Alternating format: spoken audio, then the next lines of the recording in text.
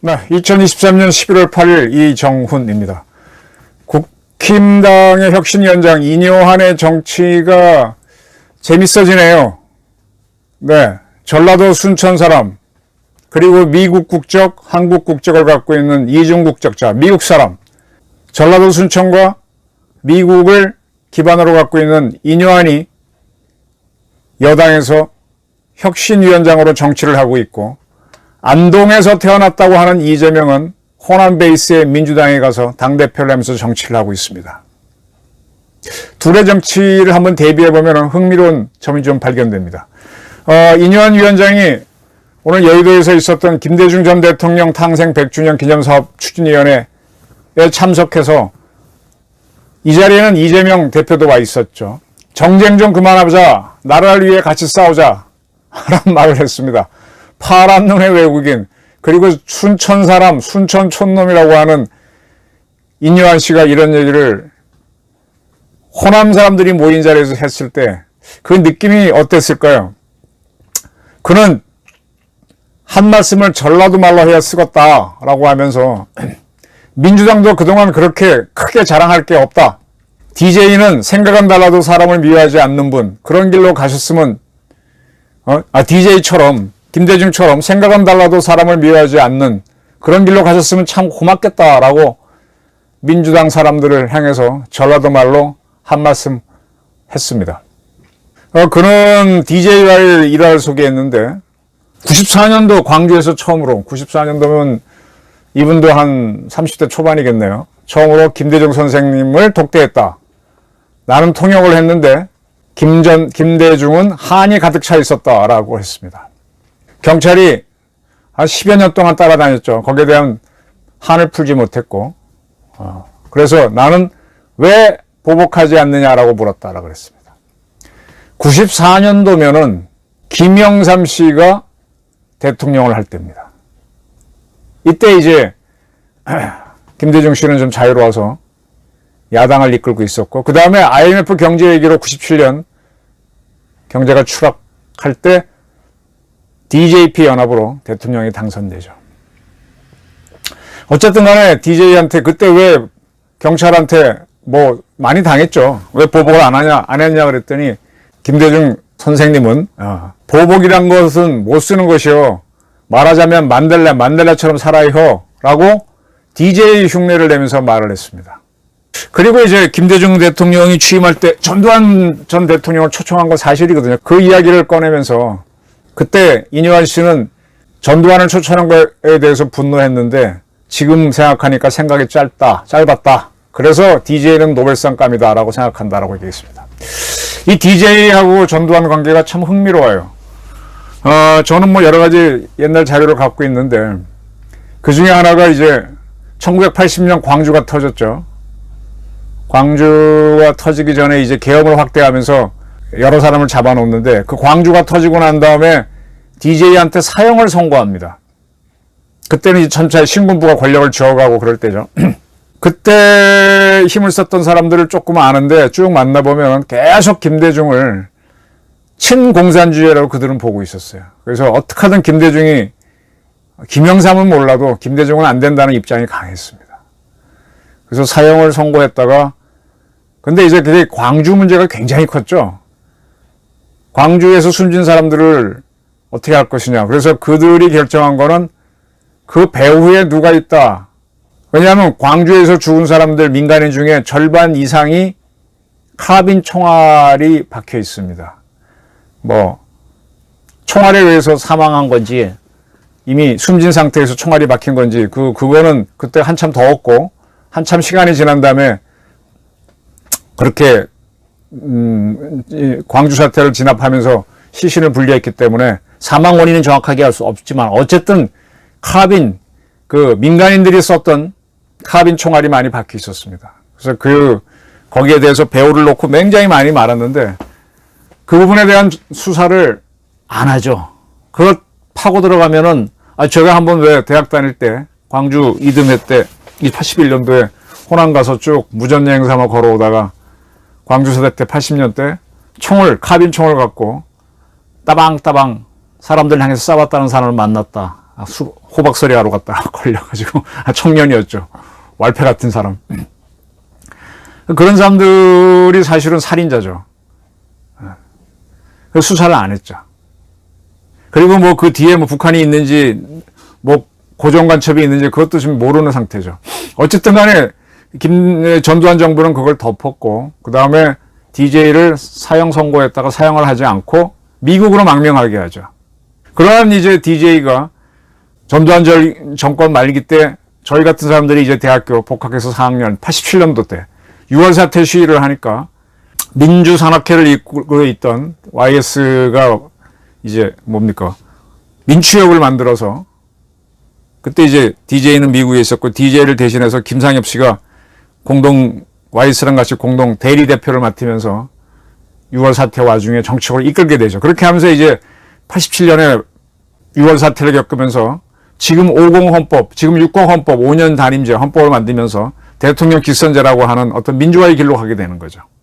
그리고 이제 DJ가 돌아와서 그때 87년도 대통령 선거에서 여당에서는 노태우, 야당에서는 YS, DJ, JP가 다 나옵니다. YS, DJ만 단일화해도 또 JP까지 셋이 단일화하면은 거의 이겼을 거예요. 근데 그 셋이 단일화를 못해요.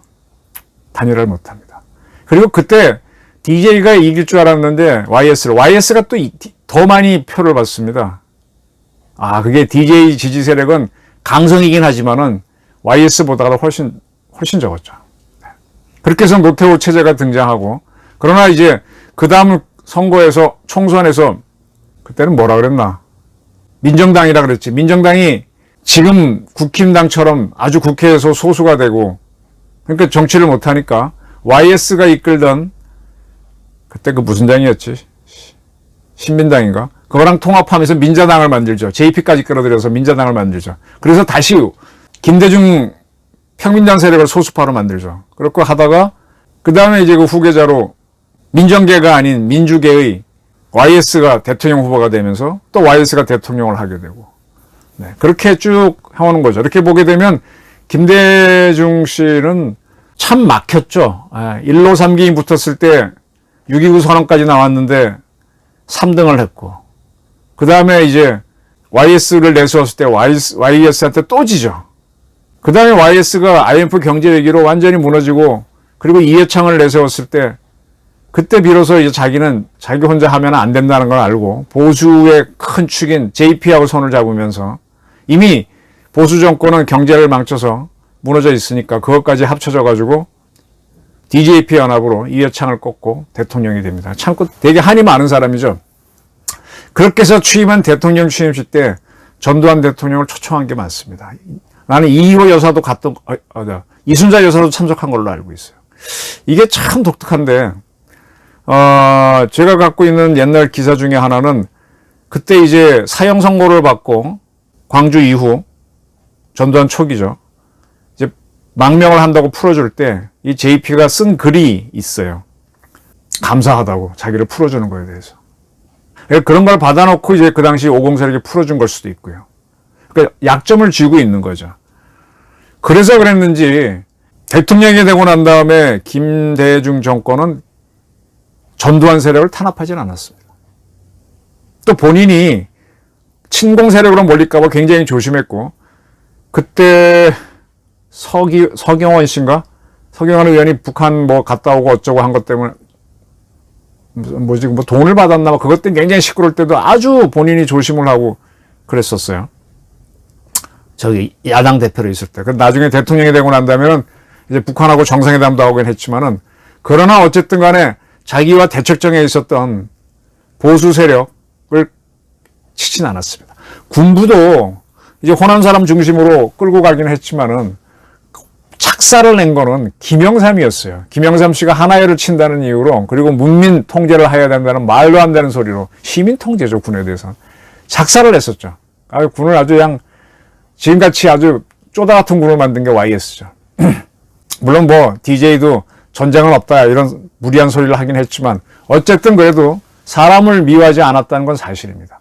그래서 나중에 세월이 흘러가지고 김대중 대통령이 돌아가셨을 때 아마 전두환 대통령이 조문을 합니다.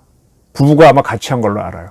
그 다음에 이희호 여사가 돌아가셨을 때 그때는 전두환 대통령은 이게 몸도 그렇고 나이도 그렇고 치매에 가깝고 하니까 부인께서 나는 이순자 여사가 직접 조문을 했습니다.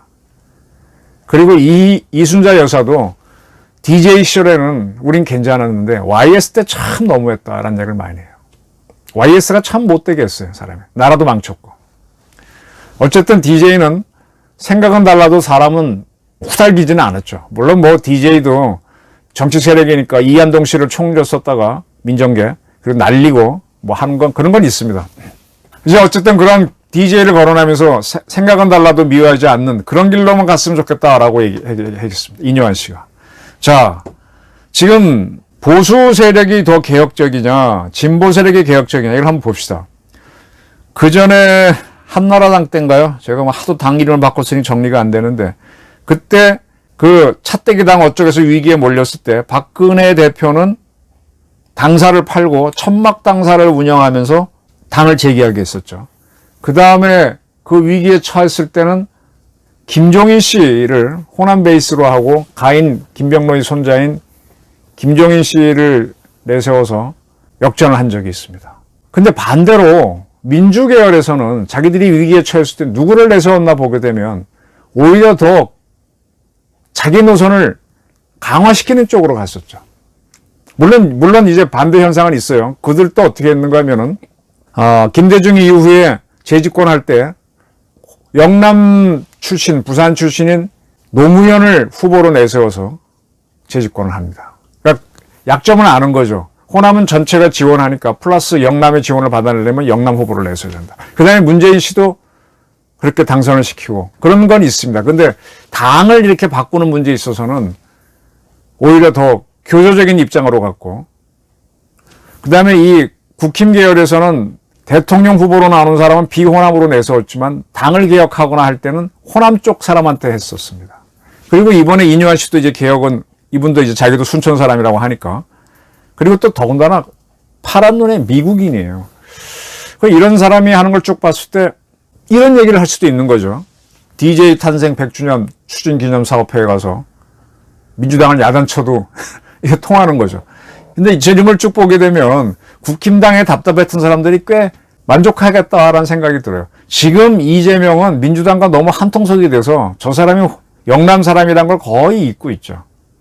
그리고 지금 이재명 씨는 당대표면서도 뭐 총선을 앞두고 인재위원회, 뭐 인재선발위원회도 아니고 그 인재위원회를 자기 위원장이 자기가 위원장을 하겠다고 나가니까, 물론 혁신위는 먼저 만들었지만 그 혁신위는 민주당 거는 실패했었고, 그 이재명이 거의 자기 독재하는 거 아니야? 이런 느낌이고, 쟤는 변할 생각이 없다. 그런데 국힘당은 이뇨한 때문에 제법 변한다라는 느낌이 들어요. 물론 뭐 색깔이 뭐가 바뀌겠습니까? 옷을 한번 바꿔 입을 수 있는 거지.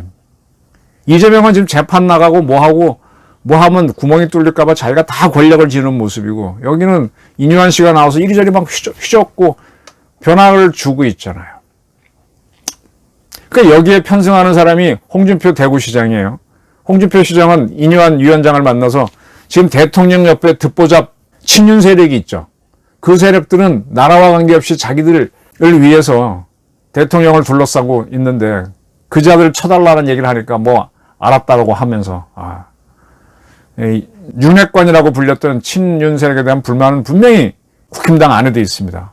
그런 얘기를 이뇨한 씨가 들어주고, 그 다음에 이준석을 만나러 갔다가 이준석이 뭐 미스터 알린턴 뭐 어쩌고 이런 게 나오면서 오히려 이준석이는 더 떨어져 나가게 해도 문제가 없게끔 만들고, 이런 걸 쭉 보게 되면서 저 이뇨한 정치 재밌다. 저 양반이 미국인으로서 또 호남 베이스를 갖고 하니까 저게 통하네 라는 느낌입니다. 반대로 이재명 씨가 다시 권력을 쥔 민주당은 좀 오정정하죠.